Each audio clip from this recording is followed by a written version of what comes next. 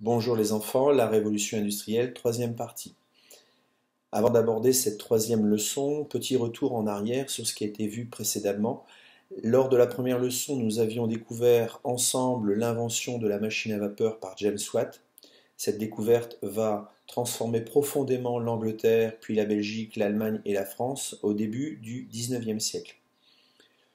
Nous avions vu que l'avantage de cette machine à vapeur était son fonctionnement à l'eau et au charbon et surtout sa facilité de déplacement. En effet, on peut déplacer les machines sur les lieux où sont produites les sources d'énergie. Ainsi, on va observer une industrialisation, surtout en France, dans les endroits où il y aura production de charbon. Le nord de la France, l'Alsace, la région de Lyon et de Saint-Étienne. Cette machine à vapeur va transformer le travail artisanal en travail industriel. On va voir se transformer également le paysage, qui va passer d'un paysage agricole à un paysage industriel avec l'émergence d'usines et de villes. La seconde leçon était basée sur les découvertes scientifiques. Elle vous a permis de voir l'évolution de la science au travers du XIXe siècle. Vous avez pu voir l'évolution en partant de la découverte, par exemple, du stéthoscope de Laennec à celle de la découverte du vaccin contre la rage par Pasteur. Petit aparté, pour répondre à la question de Laura l'autre jour, qu'est-ce que la pasteurisation, monsieur? En fait, c'est une forme de stérilisation. On chauffe les aliments pour pouvoir les conserver. Ça ne se fait plus beaucoup, mais voilà, c'est ce qui permettait, puisqu'à cette époque-là, on n'avait pas de frigo, de conserver les aliments. Aujourd'hui, je vous propose une troisième séance essentiellement basée sur les progrès techniques. Ceci arrive plutôt dans la deuxième partie du XIXe siècle.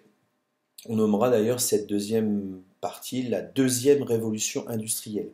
Cette deuxième révolution industrielle est liée à l'utilisation de nouvelles énergies, comme le pétrole et l'électricité.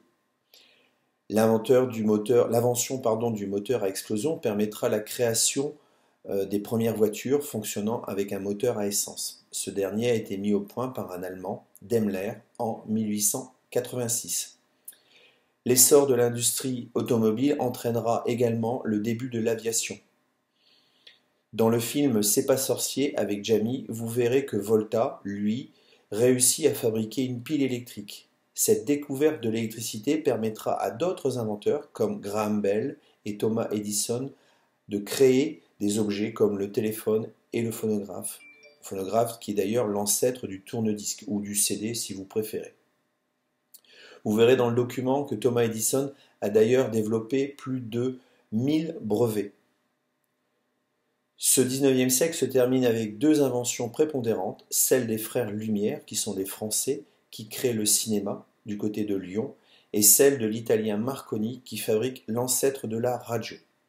Je vous souhaite une bonne séance vidéo avec l'émission C'est pas sorcier. Pour la leçon numéro 3, vous pouvez soit l'imprimer, soit la recopier. Au revoir.